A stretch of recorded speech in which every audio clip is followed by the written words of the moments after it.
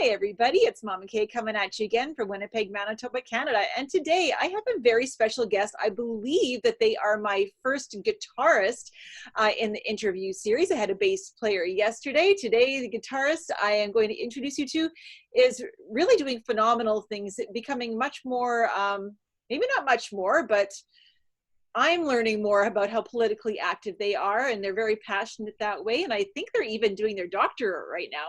So without further ado, special guest, who are you? Hi, Joanne. My name's Jordan Laidlaw, and yeah, I teach music at Forest Park, K-5. And before you became a music teacher, were you not a sort of a professional gigging guitarist? I didn't really do a lot of gigs. I did some weddings, here and there. I did more studio guitar teaching, like I taught for a few studios in Winnipeg. Actually, now that I have a house, I still teach guitar lessons, and I'm actually doing some guitar lessons on Zoom right now. So that's Oh, been, yeah, and it's actually going okay. Oh, here comes my cat. that's the best. Is this the first cat you've had in an interview? Second, Oh yeah, second cat. looking at my coffee. Very nice. Yeah, he's more popular than I am, but his name is Rocky. How are those guitar lessons going with Zoom? Okay, I don't do a lot. I have enough on my plate right now, but I actually do it, it's a few extra bucks, and it's something I really like to do. I miss it. Um, like it's, how do I put it? It's more advanced, I guess is the way I'd put it. You get into really, I teach some classical guitar lessons. I teach electric guitar and stuff. It's just stuff I wouldn't do in my daily profession. So it's nice to still be kind of engaged in that capacity. So it's nice, but the Zoom is still learning. Like I actually like to be able to like physically touch a finger and I'll move it over this way and this might. So that aspect is missing, but it's going surprisingly well. So yeah. That's excellent. So how long have you been teaching music for? In the classroom, not guitar. Oh, I've been teaching since not super long, 2013. Yeah, so I graduated 2013 with my teaching degree, and yeah, so started in May 2013, and here I am. And how many schools have you been at? Just two, which is, What are yeah, they? yeah. I first started in Louis School Division at Frontenac, where I taught K-8 music, a little bit of guitar, and some kindergarten music. And then I got a job at Forest Park in Seven Oaks, and I've been there ever since. And yeah, it's been nice. And are you doing any guitar or string programming there, or is it all general music? It's general music, K-5, but actually we did start a fiddle program because, as you know, we're both in Seven Oaks. That's a really big focus and tying in like the Métis fiddling tradition. So that's been, I'm not a fiddler by trade, so but I'm a strings guy. So it hasn't been too much of a learning curve, but yeah, so I do some strings as well. Excellent. So let's go way back to baby Jordan. What Hmm. started you off on this path? Tell us your musical journey. Um, well, it's kind of, well, yeah, I remember being a kid and I used to like love Disney movies. Like I used to really, really love music in them. But I didn't really have a very positive K-6 music experience, which, I won't go into into that, but like I really didn't. I didn't find it very fun. It was just very, very militant, if that makes sense. Like we're the show choir, and there's nothing wrong with choir. It can be a beautiful thing, but it was all about the performance and not really about fun. And was a student in River East, trying to go in a school division, and I took a grade 7 guitar program, and I loved it. I was so blown away by it, and What so school were yeah, you at for that? Valley Gardens. Who was teaching guitar there? Do you remember? I'll give a shout out to Ray McClelland. I'm friends with him on Facebook, so maybe he'll see Very this. cool. Yeah, he's a really nice guy. He taught band and guitar. I took guitar, and yeah, it's just, that's what set me off. It's amazing what a school can do because, my life would be infinitely different, I would imagine. And I was very fortunate. I was able to get guitar lessons. My family was able to afford that, and that's here I am today. And then where did you go for high school? Miles Mac. Did you continue guitar there as well? No, not a shot at the program. It just was more, I think, more rudimentary guitar. So I took music production though with Zane Zalis, and that was a really neat course about music composition and a little bit of music technology stuff. So I really enjoyed that as well, which also inspired me because I do a lot of writing now. So yeah, so I had some neat music experiences in River East actually. So what made you make the jump to wanting to go into music as a career? Being 17 and not sure what I want to do with my life. Like my guitar teacher, because like when you go into music, you have to audition, and like I'm 17, I don't know. So I auditioned, and then and they only let in so many people per instrument per year. Not to brag, but I was the number one choice for that. And I got the phone call saying, "Hey, you've been accepted." And 17-year-old me said, "Hey, no, thank you." No, you And turned them down. yeah, I declined. And then the guitar teacher was Richard Tiborowski, and he phoned me personally and said, "Look, try it for a year and see if you like it. And you could always switch." And I said, "Well, I don't know, I'm 17. I don't know what I'm doing."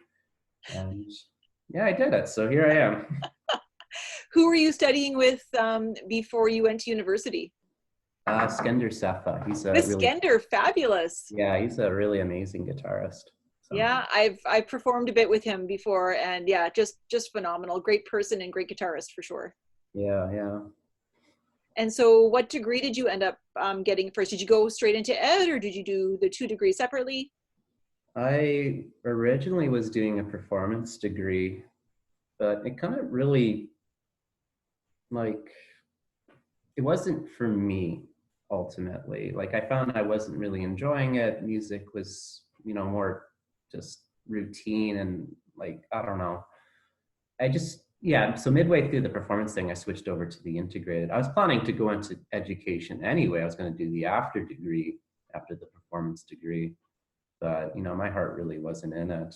There's a few different things I wanted to do. I actually wanted to do composition. I did a year of composition as my minor, but you know, it was very atonal and also not for me. So yeah.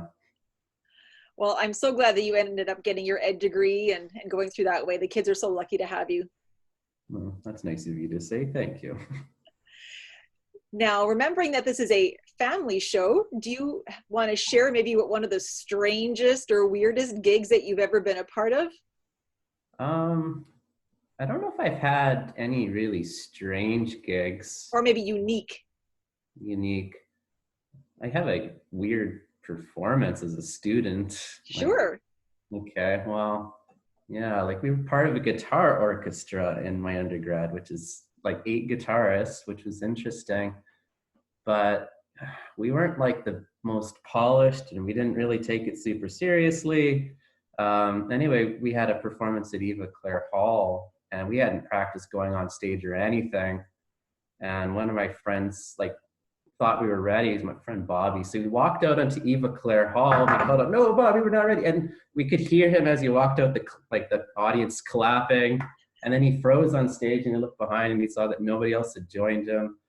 And yeah, and then we came out awkwardly after him, and our music was all unorganized, and like you could hear us like shuffling the music on stage. And one of the music profs actually said to us after, like, "Do you guys practice going on stage?" And we were all just, You know what? That's called performance art. yeah, it They was just didn't understand your expression. yeah, well, it was something, all right. So some students might be watching this that are thinking about going into music as a profession. Do you have any words of advice for them? um, hmm.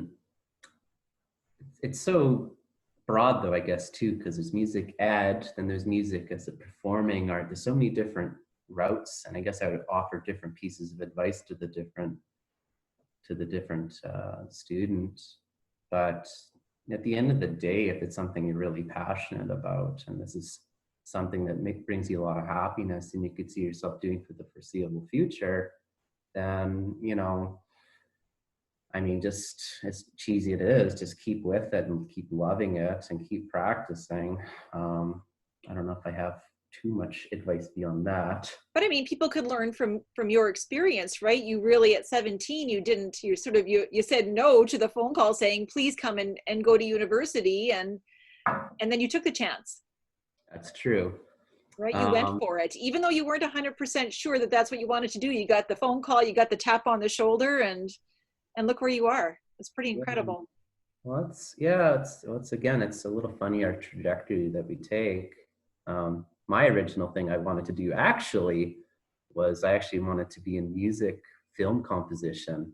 Like that's was my dream job. And I actually was looking into like they have like colleges for it in the States, like in Seattle and California. But I very early on decided too much risk for too little reward. So I didn't do it, but I still think, I would almost encourage some people, like some students, like, follow your dream, because who knows, but maybe if they have a higher risk tolerance than I do, I don't know. And you know what? You can always do it again, right? Why not? If 10 years from now you decide you want to go that path, what's stopping you, right? It's a big world, so Yeah. we'll see. Someone like me, I came into the teaching, teaching in schools, like I was in my late 30s, right? This is really career number 2 for me, 20 years of private teaching, and then this, right? So, and you're still a fair bit younger than I am. So you've got lots of time to change course if you want. Yeah, well, I know I'm the one being interviewed, but are you happy you made the transition? Absolutely. I love teaching middle years band. There is really nothing else I would rather do as my career. Yeah, well, that's really positive to hear because it's a great career. The kids and I are both the same level of weird, I think. Oh, yeah. And any other little words of advice, not even musical, for people that during these weird times, things that maybe you have found helpful? That's a loaded question. It is. It is. Well, I had one of my collaborating teachers when I was doing my teacher candidacy said, rule number one, look after yourself, both as an educator, both as a human being. Look after diet and exercise, and be really self-reflective on your thinking processes. And something I'm really engaged with as of late has been meditation. I've been for a few months now, even before all this craziness, particularly self-compassion and compassion towards others. And it's so really, I guess, would just be look after yourself and look after others, because this is a highly circumstantial time, and who knows, but look to the positive if able. Absolutely. Those are great words of advice. Jordan, thank you so much for taking time out of your day today. I really appreciate you sharing your story with me. Well, it's been really nice seeing you. It's nice to see people in general lately. So. Absolutely. And I can't wait to see you in person again. Okay. Well, thanks for having me. Have a great rest of your day. See you. Bye.